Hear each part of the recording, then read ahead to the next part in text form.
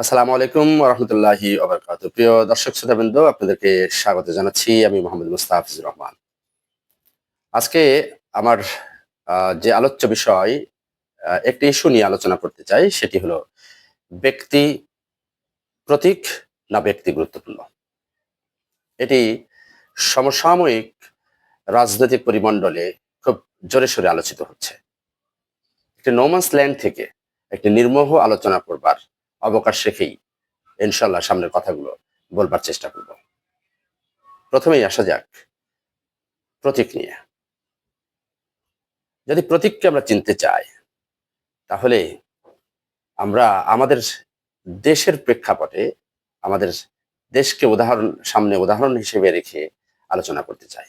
বাংলাদেশকে যদি আমরা চিনতে চাই, তাহলে অবশ্যই পৃথিবীতে এই দেশের যে অবস্থান, ভৌগোলিক অবস্থান, যে ভূখণ্ড এবং আহ, তার যে পতাকা, তার ইতিহাস, এই সমস্ত মানুষ, এই সমস্ত বিষয়গুলো নিয়ে সেখানে আলোচিত হবে।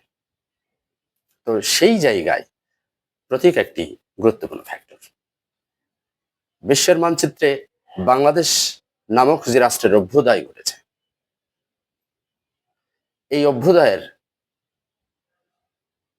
ফলে আমরা কি পেয়েছি? একটি পতাকা পেয়েছি, লাল সবুজের পতাকা।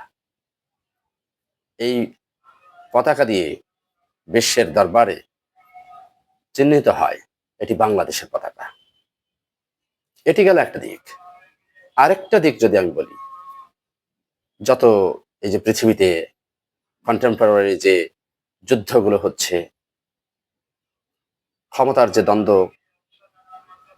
শান্তির যে মিশন, যে সমঝোতা হচ্ছে, যে চুক্তি হচ্ছে, সেখানেও কিন্তু প্রতীকের একটা গুরুত্ব অবশ্যই রয়েছে। যতগুলো যুদ্ধ পৃথিবীতে সংগঠিত হয়েছে, ইসলামের ইতিহাসের যুদ্ধও, সেখানেও কিন্তু প্রতীক ব্যবহার করা হয়েছে। সুতরাং এখানে প্রতীক কিন্তু মানুষকে চেনাবার একটা পথ রেখেই যায়।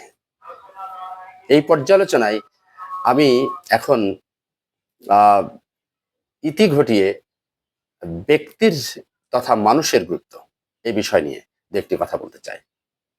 যদি ব্যক্তিক মানে ব্যষ্টিক বা সামষ্টিক পর্যালোচনায় বা আলোচনায় বিভিন্ন দৃষ্টিকোণ থেকে বহুমাত্রিকতায় যদি মানুষকে বিশ্লেষণ করি, তাহলে অবশ্যই সেখানে যে ভূখণ্ড, ইতিহাস, পতাকা, এই যে ভৌগোলিক অবস্থান, যা কিছু বলছি না কেন, এই সব কিছুর পেছনে অবশ্যই মানুষের হাত রয়েছে। বাংলাদেশের পতাকা সৃষ্টিতে মানুষের হাত, মানুষের জাগরণ, মানুষের কন্ট্রিবিউশন, একটা সমাজ, একটা পরিবার, একটা দেশ তথা একটা জাতিকে পরিবর্তনের জন্য মানুষের ভূমিকার কোনো বিকল্প নেই। তাহলে মানুষ সেই শক্তিটা পায় আসলে কোথা থেকে?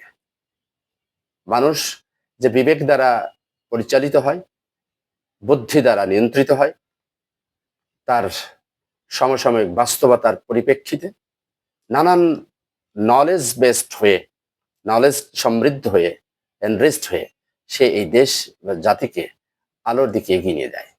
একটা সুন্দর সমাজ বিনির্মাণের জন্য প্রাণান্তকর চেষ্টায় লিপ্ত থাকে।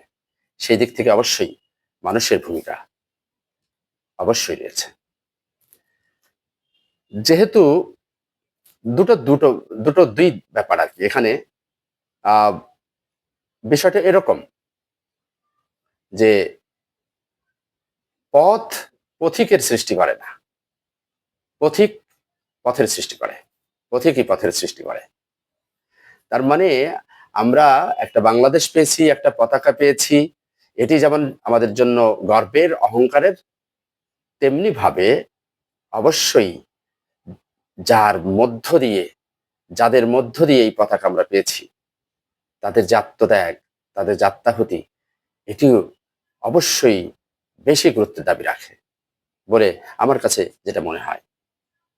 এই জন্যই তো বলা হয় স্বাধীনতা অর্জনের চেয়ে স্বাধীনতা রক্ষা করা কঠিন। স্বাধীনতা অর্জন এবং স্বাধীনতা রক্ষা করা, এই যে রক্ষা করবে কে, এই স্বাধীনতা রক্ষা করবে কিন্তু মানুষ।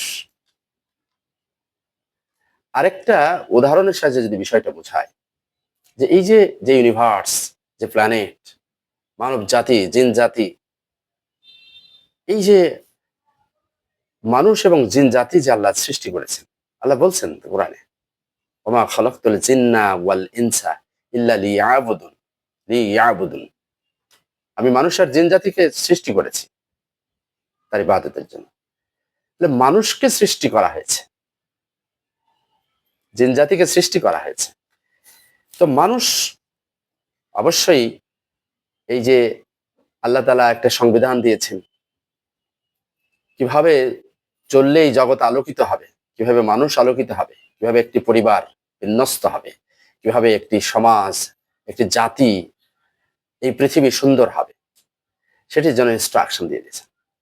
আর সেই ইনস্ট্রাকশন গুলো বাস্তবায়ন করেছেন পৃথিবীর সবচেয়ে সেরা মানুষ, আমাদের প্রিয় প্রফেট মুহাম্মদ সাল্লাল্লাহু আলাইহি সাল্লামকে দিয়ে। তাহলে এখানে একটা বিষয় কিন্তু রয়ে গেল, মানুষ অবশ্যই সৃষ্টির সেরা, মহান আল্লাহ বলেছেন আশরাফুল মাখলুকাত। সুতরাং মানুষ দিয়েই এই সমাজ আলোকিত হবে, মানুষের নেতৃত্বেই তৈরি হবে একটি সুন্দর জাতি।